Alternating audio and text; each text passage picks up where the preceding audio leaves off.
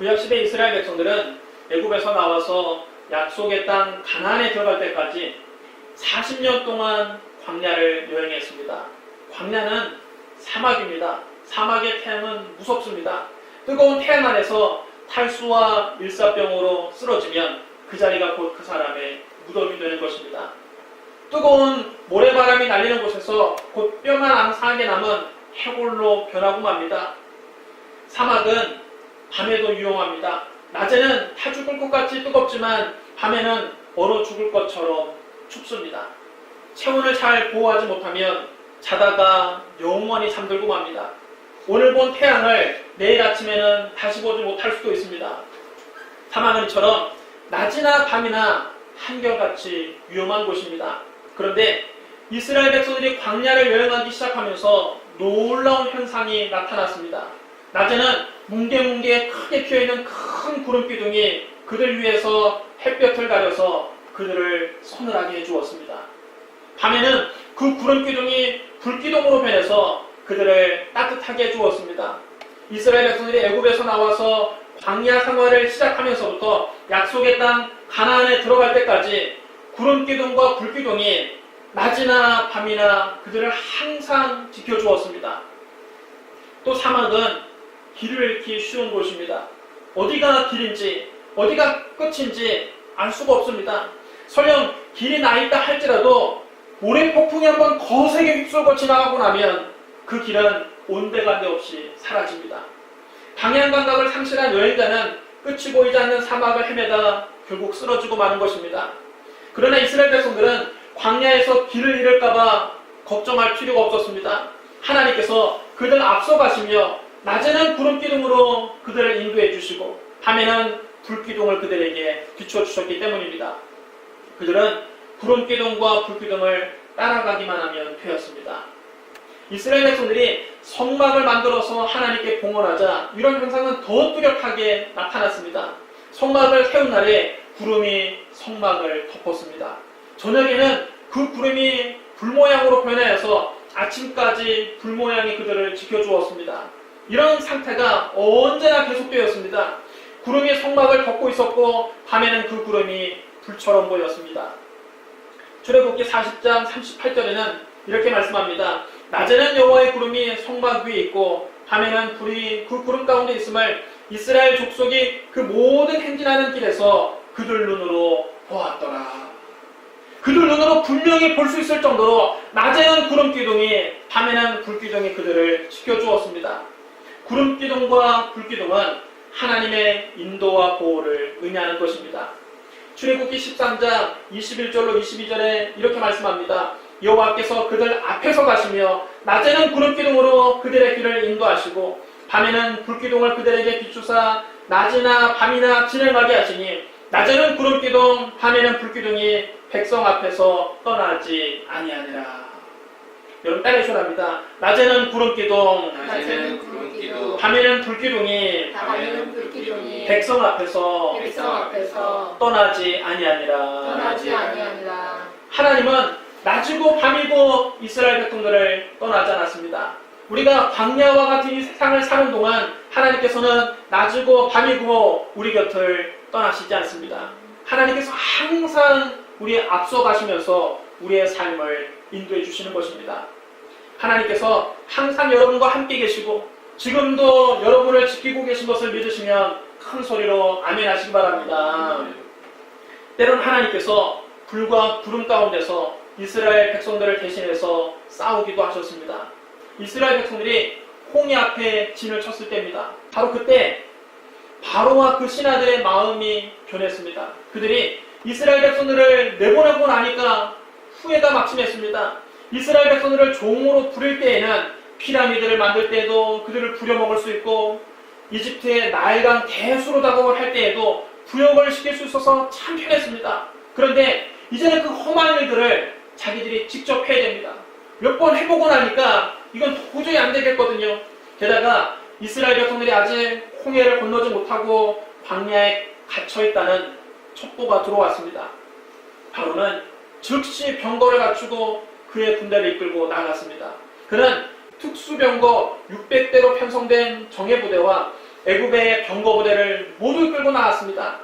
당시 애굽의 병거 부대는 가공할 만한 무기였습니다. 앞에서 4마리의 말이 이끄는 병거를 타고 질풍같이 적진을 달리면서 창을 휘두르면 적군은 추풍낙엽처럼 떨어져 나갔습니다. 애굽의 병거 부대는 천둥 같은 말바꿀 소리를 내면서 이스라엘 자손을 추격했습니다. 이스라엘 자손들이 눈을 들어서 보니까 애굽의 병거와 마병이 뽀얀 먼지 구름을 일으키면서 무서운 속도로 그들을 쫓아옵니다. 앞으로 나아갈 수도 없고 뒤로 물러갈 수도 없습니다. 앞에는 파도가 치는 홍해가 그들을 가로막고 있고 뒤에서는 성난 애굽 군대가 쫓아오고 있습니다. 이스라엘 백성들은 막다른 골목에 처하고 말았습니다. 더 이상 갈 길이 없었습니다. 홍해 바다에 빠져 죽든지 아니면 애굽 군대의 칼에 죽든지 둘 중에 하나입니다. 우레와 같은 말바꾸 소리가 점점 가까이 오자 이스라엘 백성들의 심장은 점점 조여왔습니다. 이스라엘 자손이 겁에 질려서 모세를 향해서 원망합니다. 애굽에 매장지가 없어서 당신이 우리를 이끌어내어 이 광야에서 죽게 하느냐? 어쩌여 당신이 우리를 애굽에서 이끌어내어 우리에게 이같이 하느냐? 우리가 애굽에서 당신에게 이른 말이 이것이 아니냐? 이르기를 우리를 내버려 두라. 우리가 애굽 사람을 섬길 것이라 하지 아니하더냐? 애굽 사람을 섬기는 것이 광야에서 죽는 것보다 낫겠노라. 그때 모세가 백성들에게 담대하게 말했습니다. 너희는 두려워하지 말고 가만히 서서 여호와께서 오늘 너희를 위하여 행하시는 구원을 보라. 너희가 오늘 본 애굽 사람을 영원히 다시 보지 아니하리라. 여호와께서 너희를 위하여 싸우시리니 너희는 가만히 있을지어다. 모세는 하나님께 엎드려 기도했습니다. 모세가 부르짖어 기도하자 하나님께서 응답하셨습니다. 너는 어찌하여 내게 부르짖느냐? 이스라엘 자손에게 명령하여 앞으로 나아가게 하고 지팡이를 들고 손을 바다 위로 내밀어 그것이 갈라지게 하라. 이스라엘 자손이 바다 가운데서 마른 땅으로 행하리라. 내가 애굽 사람의 마음을 완악하게 할 것인즉 그들이 그 뒤를 따라 들어갈 것이라. 내가 바로와 그의 모든 군대와 그의 병거와 마병으로 말미암아 영광을 얻으리니 내가 바로와 그의 병거와 마병으로 말미암아 영광을 얻을 때에야 애굽 사람들이 나를 여호와인 줄 알리라. 모세가 하나님 말씀에 순종해서 지팡이를 들고 바다 위로 손을 내밀자 하나님께서 일하시기 시작하셨습니다. 하나님께서 바다 한가운데 길을 내셨습니다. 하나님께서 큰 동풍을 밤새도록 풀어서 바닷물을 물러가게 하시니 물이 갈라져서 그 바다 한가운데 길이 났습니다. 이스라엘 자손은 바다 가운데 마른 땅을 밟고 홍해를 건넜습니다. 애굽의 병거와 마병도 이스라엘의 뒤를 따라 바다 가운데로 들어왔습니다. 그런데 여러분, 출애굽기 14장 24절 25절에 이렇게 기록되어 있습니다. 여러분 잘 들어보시기 바랍니다. 새벽에 여호와께서 불과 구름 가운데서 애굽 군대를 보시고 애굽 군대를 어지럽게 하시며 그들의 병거 바퀴를 벗겨서 달리기가 어렵게 하시니, 새벽에 하나님께서 불과 구름 가운데서 애굽 군대를 보시고 애굽 군대를 어지럽히셨습니다. 그들의 병거 바퀴가 빠져서 더 이상 달릴 수 없게 만들었습니다. 애굽 군인들은 당황하기 시작했습니다. 당시 세계 최강을 자랑하던 애굽의 병거도 바퀴가 빠지고 나니까 무용지물이 되었습니다. 자기들이 큰 함정에 빠졌다는 것을 알고 그들은 서로에게 외쳤습니다. 이스라엘 앞에서 우리가 도망하자 여호와가 그들을 위하여 싸워 애굽 사람들을 치는도다. 그러나 도망가는 것이 생각대로 되지 않았습니다. 바다 한가운데로 들어올 때는 병거를 타고 쏜살같이 달려 들어왔지만 바다를 빠져나가려고 하자 병거 바퀴가 빠져서 꼼짝도 하지 않는 것입니다. 이스라엘 백성들이 홍해를 다 건너자 하나님께서 모세에게 말씀하셨습니다. 네 손을 바다 위로 내밀어 물이 애굽 사람과 그들의 병거들과 마병 위에 다시 흐르게 하라. 모세가 손을 바다 위로 내밀자 양쪽에 높은 벽을 이루었던 바닷물이 순식간에 몰려오기 시작합니다.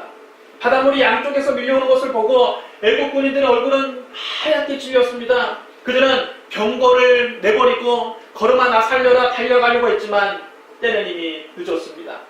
바다 밖으로 나아가기에는 그들이 너무 멀리 들어와 있었습니다. 바다 가운데 들어간 바로의 군대는 그날 한 명도 살아남지 못하고 다 수장되어 버리고 말았습니다.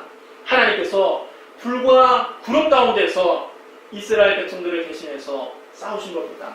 그날 하나님께서 이스라엘을 애굽 사람들의 손에서 구원하셨습니다.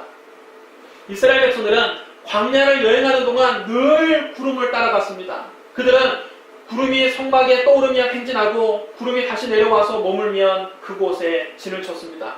이렇게 그들은 하나님의 명령을 따라서 행진했고 하나님의 명령을 따라서 진을 쳤습니다. 구름이 성막 위에 머무는 동안에 그들은 진영 안에 머물렀습니다. 그 구름이 성막 위에 오랫동안 머물러 있을 때에는 이스라엘 백성이 하나님 명령에 순종해서 행진하지 않았습니다. 또 구름이 성막 위에 머무는 날이 적을 때에도 그들은 다만 하나님 명령에 따라 진영에 머물고 하나님 명령에 따라 행진했습니다. 어떤 때는 구름이 단 하룻밤만 머물다가 이튿날 아침에 다시 떠오르기도 했습니다. 이스라엘 백성들은 밤낮을 가리지 않고 구름이 떠오르면 언제든지 떠났습니다. 때로는 이틀이든지 한 달이든지 1년이든지 구름이 성막 위에 계속 머물러 있을 때도 있었습니다. 그럴 때에는 이스라엘 백성들도 이틀이고 한 달이고 1년이고 진영에 머물고 행진하지 않았습니다. 그들은 구름이 떠올라야만 그 구름을 따라 행진했습니다. 이렇게 그들은 하나님의 명령을 따라 진을 치고 하나님의 명령에 따라 행진했습니다. 여러분, 바로 이것이 순종입니다. 우리가 어떻게 순종해야 되느냐? 이스라엘 백성들이 구름 기둥을 따라간 것처럼 순종해야 됩니다. 우리도 하나님의 명령을 따라 진을 치고 하나님의 명령을 따라 행진해야 됩니다. 절대로 하나님의 명령보다 우리가 앞서가면 안 됩니다. 하나님께서 아무런 지시도 하지 않았는데 인간적인 계산으로 계산기를 두드려보고 먼저 일을 벌였다가는 낭패를 당하고 마는 것입니다. 하나님께서 앞서 인도하지 않으면 어떻게 됩니까? 계속 하나님께서 응답을 안 주시면 어떻게 됩니까? 응답이 올 때까지 기다려야 됩니다. 이틀이고 한 달이고 1년이고 기다려야 됩니다. 하나님의 명령이 떨어질 때까지 기다려야 됩니다. 그러나 하나님의 명령이 떨어지면 밤낮을 가리지 말고 그 일을 시작해야 되는 것입니다. 하나님 명령을 따라갈 때 우리는 안전하게 저 영원한 천국까지 갈 수 있는 것입니다. 그러면 여러분, 하나님의 명령에 따라 앞으로 나아가기도 하고 하나님 명령에 따라 멈추기도 하는 저와 여러분 되시기를 주님의 이름으로 축원합니다. 신약시대의 예수님은 공생의 초창기에 갈릴리 해변을 다니시다가 베드로와 안드레가 배에서 그물을 던지는 것을 보시고 그들에게 말씀하셨습니다. 나를 따라오라. 내가 너희를 사람을 낚는 어부가 되게 하리라. 여러분, 따르셔야 합니다. 나를 따라오라. 나를 따라오라. 나를 따라오라. 나를 따라오라. 구약시대 하나님께서 구름기둥과 불기둥으로 이스라엘 백성을 인도한 것처럼 신약시대 예수님은 나를 따라오라 말씀하시면서 예수님을 따라올 것을 말씀하셨습니다. 그들이 곧 그물을 버려두고 예수님을 따라갔습니다. 거기서 조금 더 가시다가 야고보와 요한이 그의 아버지 세베대와 함께 배에서 그물을 깃고 있는 것을 보시고 그들도 부르셨습니다. 그들이 곧 배와 아버지를 버려두고 예수님을 따라갔습니다. 제자들은 그 뒤로 3년이 넘도록 늘 예수님을 따라다녔습니다. 예수님께서 가시는 곳에 그들도 가고 예수님께서 묵으시는 곳에 그들도 묵었습니다. 그들은 예수님께서 천국 복음을 전파하시며 백성의 모든 병과 모든 약한 것을 고치시는 것을 그들의 눈으로 똑똑히 목격했습니다. 때로는 예수님께서 위험에 처한 제자들을 구하기도 하셨습니다. 예수님께서 배에 오르자 제자들도 따라 올랐습니다. 그런데 배가 바다 한가운데쯤 이르렀을 때 갑자기 큰 폭풍이 휘몰아쳤습니다. 집채만한 파도가 배를 삼키려고 합니다. 배가 이제 막 뒤집어질 위험에 처했습니다. 제자들 대부분 갈릴리 바다에서 잔뼈가 굵은 어부들이었지만 그들의 항해 기술은 이 거대한 풍랑 앞에서 무용지물이었습니다. 제자들은 당황해서 어쩔 바를 몰랐습니다. 그러나 예수님은 그 폭풍 가운데서도 평안하게 주무시고 계셨습니다. 제자들은 자기들의 항해 기술을 총동원해서 이 폭풍을 뚫고 앞으로 나아가 보려고 했지만 역부족이었습니다. 그들이 할 수 있는 일을 다 해보았지만 할 수 있는 일이 없었습니다. 그래도 안 되자 그제야 그들은 예수님을 깨웠습니다. 주여 구원하소서, 우리가 죽겠나이다. 사람은 위기를 만나야 주님을 찾습니다. 자기 힘으로 뭐라도 할 수 있을 때에는 주님을 찾지 않습니다. 자기 지식을 믿고 자기 경험을 믿고 자기 재물을 의지하고 사람을 의지합니다. 자기가 할 수 있는 일을 다 해봐도 소용이 없을 때 그제야 주님을 찾아옵니다. 주여 구원하소서, 내가 죽겠나이다. 주무시던 예수님께서 일어나셔서 제자들을 책망하셨습니다. 어찌하여 무서워하느냐 믿음이 작은 자들아. 제자들이 주님을 온전히 믿었다면 무서워하지 않았을 것입니다. 아무리 큰 폭풍이 그 배에 휘몰아치고 집차많은 파도가 배를 집어삼키려고 해도 주님이 그 배에 타고 있는 이상 그 배는 뒤집히지 않는 것입니다. 어떤 폭풍도 어떤 파도도 주님이 타고 있는 배를 뒤집어 놓을 능력은 없는 것입니다. 여러분, 우리도 마찬가지입니다. 우리가 주님을 온전히 신뢰한다면 눈에 보이는 상황을 보고 두려워할 필요가 없습니다. 지금 내 눈에 펼쳐지는 상황 때문에 좌절하고 낙심하고 절망하는 사람이 있습니까? 두려워하지 마십시오. 우리 인생에 아무리 큰 시련이 휘몰아치고 흉악한 마귀가 우리 인생을 삼키려 한다 할지라도 주님이 우리 안에 계신 이상 우리의 인생은 침몰하지 않는 것입니다. 주님을 온전히 믿지 못하니까 눈에 보이는 상황을 보고 일일비하는 것입니다. 상황이 조금 좋아지면 금방 무섭다가 상황이 조금만 안 좋아지면 울상이 되는 것입니다. 주님은 곧 일어나셔서 바람과 바다를 꾸짖으셨습니다. 바람아 잠잠하라, 바다야 고요하라. 그러자 언제 폭풍이 불어냐는 듯 바다가 아주 잔잔해졌습니다. 그 배에 타고 있던 사람들은 모두 놀라서 수군거렸습니다. 도대체 이분이 누구이기에 바람과 바다도 복종하는가? 그날 예수님께서 제자들을 폭풍이 부는 바다에서 구원하셨습니다. 예수님은 제자들을 바다 건너편으로 안전하게 보호하고 인도하셨습니다. 또 예수님은 말씀하셨습니다. 너희는 마음에 근심하지 말라. 하나님을 믿으니 또 나를 믿으라. 내 아버지 집에 거할 것이 많도다. 그렇지 않으면 너에게 일렀으리라. 내가 너희를 위하여 거처를 예비하러 가노니 가서 너희를 위하여 거처를 예비하면 내가 다시 와서 너희를 내게로 영접하여 나 있는 곳에 너희도 있게 하리라. 예수님은 우리를 천국까지 인도하십니다. 구약시대 구름기둥과 불기둥이 광야에서 이스라엘 백성들을 적과 꿀이는 가나안 땅까지 인도한 것처럼 신약시대 예수님은 광야와 같은 이 세상에서 우리를 저 영원한 천국까지 안전하게 인도해 주십니다. 예수님이 아버지 하나님께 나아가는 길입니다. 주님은 말씀하셨습니다. 내가 곧 길이요 진리요 생명이니 나로 말미암지 않고는 아버지께로 올 자가 없느니라. 여러분, 때려주랍니다. 예수님이 길이십니다. 예수님이 길이십니다. 우리의 모든 죄를 대신 짊어지고 십자가에서 죽으시고 부활하신 예수님만이 아버지 하나님께 나아가는 유일한 길입니다. 그럼 여러분, 예수님만 따라가십시오. 예수님께 배우십시오. 예수님 말씀에 순종하십시오. 이스라엘 백성들이 광야를 여행하면서 구름기둥과 불기둥을 따라간 것처럼 이 광야와 같은 세상을 살면서 예수님만 따라가는 저와 여러분 되시기를 주님의 이름으로 축원합니다.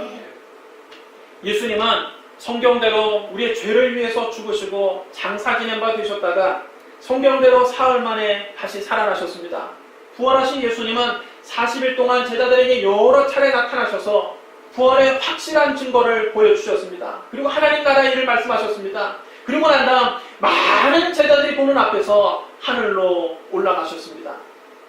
그때까지 제자들을 인도하고 보호하시던 예수님이 이제 하늘로 올라가셨으니 이제는 누가 우리를 돌봐줍니까? 누가 우리를 보호해주고 누가 우리를 인도해줍니까? 예수님은 십자가를 지시기 전에 우리에게 또 다른 보혜사 성령님을 보내주시겠다고 여러 차례 약속하셨습니다. 내가 아버지께 구하겠으니 그가 또 다른 보혜사를 너희에게 주사 영원토록 너희와 함께 있게 하리니 그는 진리의 영이라 세상은 능히 그를 받지 못하나니 이는 그를 보지도 못하고 알지도 못함이라. 그러나 너희는 그를 아나니 그는 너희와 함께 거하시며 또 너희 속에 계시겠습니다.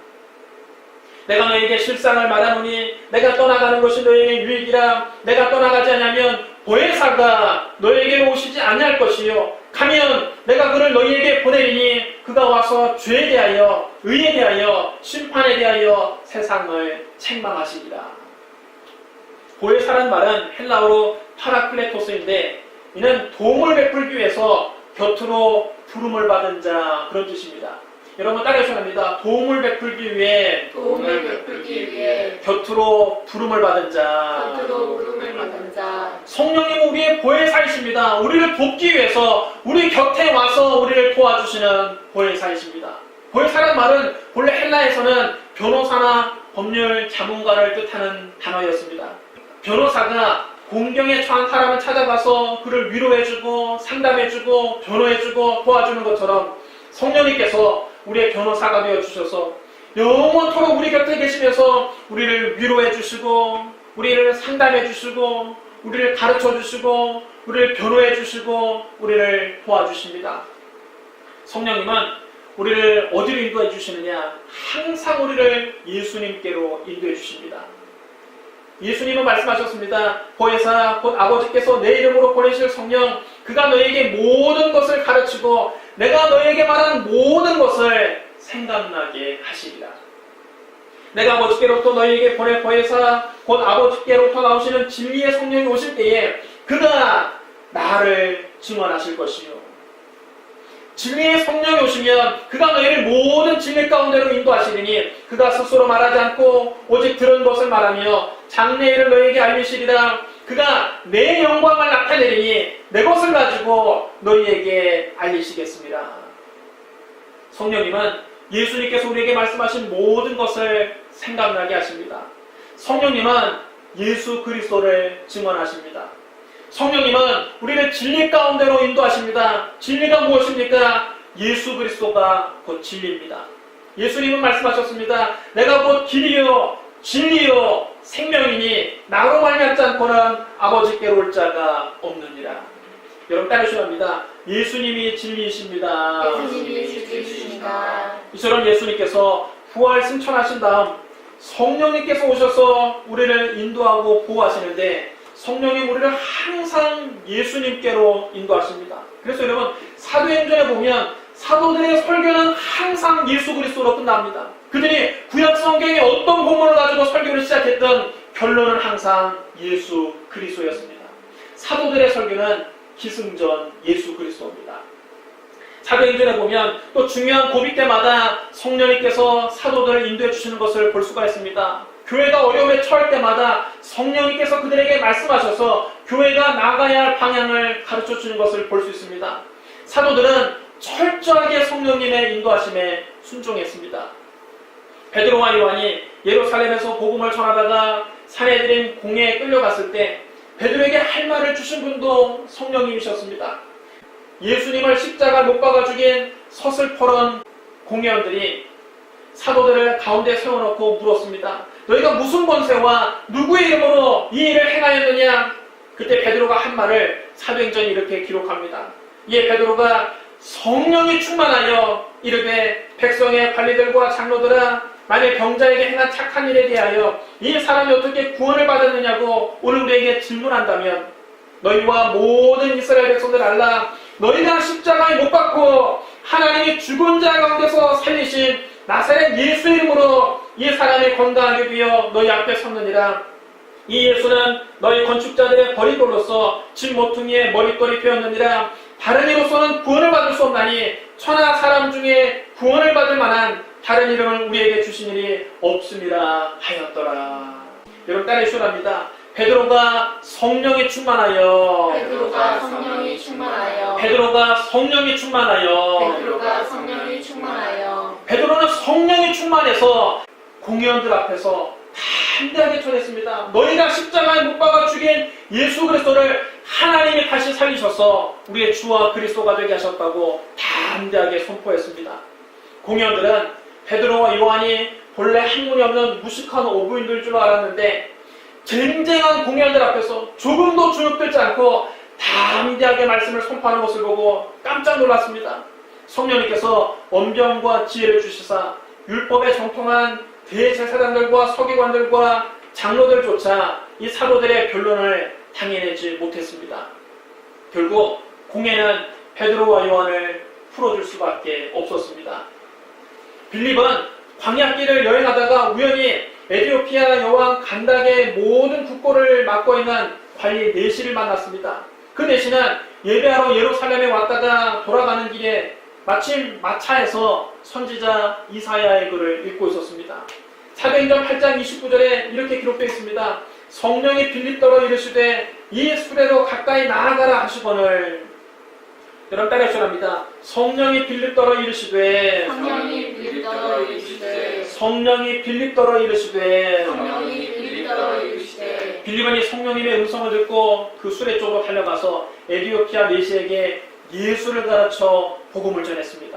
에티오피아 내시가 이사야 말씀을 읽고 있었는데 도무지 말씀이 무슨 뜻인지 몰랐습니다. 이사야 53장에 여러분 누구를 가리켜 말씀하고 있습니까? 예수 그리스도를 가리켜 말씀하고 있는 것입니다. 빌립이 그 말씀으로부터 시작해서 예수 그리스도를 가르쳐 복음을 전하자 그 내시가 큰 은혜를 받았습니다. 길을 가다가 마침 물이 있는 곳에 이르렀을 때 그 내시는 지체하지 않고 그 물에 내려가 예수 이름으로 세례를 받고 그리스도인이 되어서 자기 나라로 돌아갔습니다. 어느 날 낮 12시쯤에 베드로는 기도하러 옥상에 올라갔습니다. 그가 몹시 배가 고파서 무엇인가 좀 먹고 싶었습니다. 사람들이 음식을 차리는 동안 베드로는 기도하다가 황홀한 중에 환상을 보았습니다. 하늘을 유고 큰 보자기 같은 것이 네 귀퉁이가 끈에 매달려서 땅으로 내려오는 것이 보았습니다. 그는 뭐가 들어있나 자세히 살펴보았더니 그 보자기 안에는 온갖 네발 달린 짐승과 땅에 기어다니는 것들과 공중에 새들이 있었습니다. 율법에 부정한 것이라 먹지 말라고 하신 것들입니다. 그때 한 음성이 들렸습니다. 베드로야 일어나 잡아먹으라. 베드로가 소스라치게 놀라며 말을 했습니다. 주여 그럴 수 없나이다. 속되고 깨끗하지 아니한 것을 내가 결코 먹지 아니하나이다. 베드로도 유대인인지라 율법을 철저하게 지켰거든요. 구약에 먹지 말라는 그 율법을 지키면서 절대로 이런 곤충 같은 것은 먹지 않았는데 두 번째 그에게 음성이 들렸습니다. 하나님께서 깨끗하게 하신 것을 네가 속되게 하지 말라. 이런 일이 세 번 있은 후에 그 보자기 같은 그 그릇은 하늘로 다시 올라갔습니다. 베드로는 그 환상을 보고도 자기가 무슨 환상을 보았는지 잘 이해할 수 없었습니다. 이 환상이 무슨 뜻인지 알 수가 없었습니다. 그가 속으로 어리둥절하고 있는데 마침 고넬료가 보낸 사람들이 베드로가 묵고 있는 집에 도착했습니다. 그들은 문 밖에서 문을 두드리며 베드로를 찾았습니다. 베드로라고 하는 시몬이 여기 묵고 계십니까? 베드로가 아직 그 환상에 대해서 곰곰이 생각을 하고 있는데 성령님께서 베드로에게 말씀하셨습니다.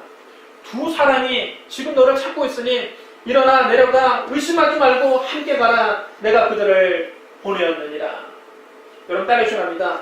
성령께서 그에게 말씀하시되 성령께서 그에게 말씀하시되 성령께서 그에게 말씀하시되 성령께서 그에게 말씀하시되 베드로는 성령님의 음성을 듣고 고넬료 가정에 가서 예수 그리스도를 전했습니다. 그의 설교가 채 끝나기도 전에 말씀을 듣는 모든 사람에게 성령이 임하셨습니다. 하나님께서 이방인들에게도 성령을 선물로 부어주신 겁니다. 안디옥 교회가 영적으로도 성장을 하고 양적으로도 성장을 하고 있을 무렵 성령님께서 그들에게 말씀하셨습니다. 내가 불러 시키는 일을 위하여 바나바와 사울을 따로 세우라. 여러분 한번 따르시랍니다. 성령이 이르시되 성령이 이르시되 성령이 이르시되 성령이 이르시되 여기서 성령님이 말씀하신 내가 불러 시키는 일은 바로 세계 선교를 말하는 것입니다. 바나바와 사울을 선교사로 파송하라는 말씀입니다. 안디옥 교회에는 마른 하늘의 날벼락 같은 명령입니다. 바나바는 안디옥 교회 담임 목사입니다. 사울은 아주 유명한 설교자였습니다. 바나바는 그 존재 자체만으로도 성도들이 큰 위로를 주는 사랑이 넘치는 목회자였고 사울은 하나님 말씀을 아주 잘 가르치는 설교자였습니다. 그런데 안디옥 교회 그 두 핵심 인물을 모두 다 선교사로 내보내라는 것입니다. 안디옥 교회 자체로는 엄청난 손실이 아닐 수 없습니다. 하지만 안디옥 교회 성도들은 성령님의 명령에 순종해서 바나바와 사울을 세계 선교를 위해서 내놓았습니다. 최초의 이방교회인 안디옥 교회가 최초로 선교사를 파송한 것입니다. 이것이 여러분 교회사에서 엄청나게 중요한 사건입니다. 그동안 교회는 주변 지역에만 복음을 전하는 지역적인 전도만 해왔는데 선교사를 파송하면서 이제 세계를 향해서 선교의 문을 활짝 열게 된 것입니다. 이 사건을 중심으로 사도행전은 양분되는 것입니다. 사도행전 전반부가 예루살렘 교회 중심으로 유대인 전도 사역을 서술하고 있다면 사도행전의 후반부는 이제 안디옥 교회를 중심으로 해서 이방인 선교 사역을 기록하고 있는 것입니다. 비로소 복음이 예루살렘과 유대와 사마리아를 넘어서 땅끝까지 전파되기 시작했습니다. 이처럼 사도행전의 중요한 고비마다 성령님께서 말씀하셔서 사도들과 교회를 이끌어 가셨습니다. 성령님께서 사도들을 이끌어 가시고 사도들은 성령님의 인도하심에 순종했습니다. 복음 전파의 주체는 성령님이셨습니다. 그러므로 사도행전은 성령행전입니다. 오늘 우리도 성령님의 인도하심을 따라가야 됩니다. 성령님께서 가시는 곳에 우리도 가고 성령님께서 머무시는 곳에 우리도 머물러야 됩니다. 절대로 우리의 생각이 성령님보다 앞장서서 가면 안 됩니다. 성령님께서 아무런 지시도 하지 않았는데 인간적인 계산으로 먼저 일을 시작하면 안 됩니다. 성령님께서 인도하시지 않으면 우리는 성령님이 인도하실 때까지 그 자리에서 기다려야 됩니다. 이틀이고 한 달이고 1년이고 기다려야 됩니다. 성령님을 따라갈 때 우리도 초대교회처럼 놀라운 부흥을 경험할 수 있습니다. 하나님 주시는 놀라운 기적을 체험할 수 있습니다. 그러므로 성령님의 인도하심에 철저하게 순종하는 저와 여러분이 되시기를 주님의 이름으로 축원합니다. 사랑하는 성도 여러분, 구약시대 이스라엘 백성들은 하나님의 명령을 따라 구름기둥과 불기둥을 따라갔습니다. 신약시대 제자들은 예수님을 따라다녔습니다. 오순절 성령 강림 이후 사도들은 성령님을 따라갔습니다. 오늘 우리도 신앙생활하면서 성부와 성자와 성령 삼위일체 하나님을 따라가야 됩니다. 내 생각을 내려놓고 하나님 말씀에 전폭적으로 순종해야 됩니다. 사람 바라보지 말고 십자가에 달리신 예수님만 바라봐야 됩니다. 우리를 예수님께로 인도하시는 보혜사 성령님을 따라가야 됩니다. 오직 하나님 말씀과 성령의 인도하심에 순종해서 예수 그리스도의 십자가 복음을 온 세상에 전하는 저와 여러분 되시기를 주님의 이름으로 축원합니다. 우리 기도하겠습니다. 사랑과 은혜가 풍성하신 하나님 아버지, 이스라엘 백성들이 광야 생활하는 동안 하나님 명령에 순종해서 진을 치고 하나님 명령에 순종해서 길을 떠난 것처럼 우리가 오직 하나님 말씀에 전적으로 순종하게 하여 주시옵소서.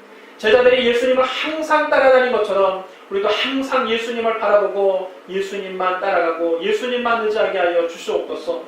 사도들이 성령의 능력에 의지하고 성령의 인도하심을 따라 복음을 전한 것처럼 아버지, 우리도 이 세상에 복음을 전할 때 오직 성령님의 명령에 순종하게 하여 주시옵소서.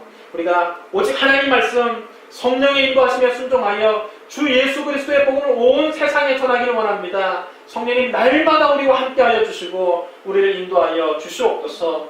예수님 이름으로 감사하며 기도드리옵나이다. 아멘.